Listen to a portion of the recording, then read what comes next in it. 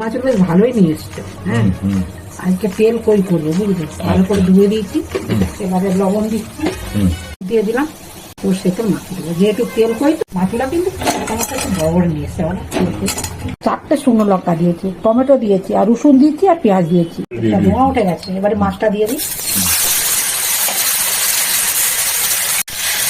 মাছটা কিন্তু ভালো করে ভাজবো।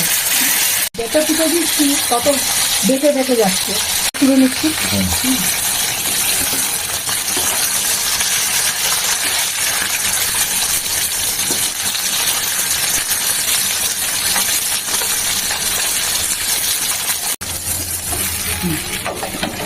টমেটো শুকনো লঙ্কা পেস্টটা দিয়ে ভালো করে কষিয়ে নিয়েছি। হ্যাঁ, এবারে মাছগুলোকে দিয়ে দিচ্ছি।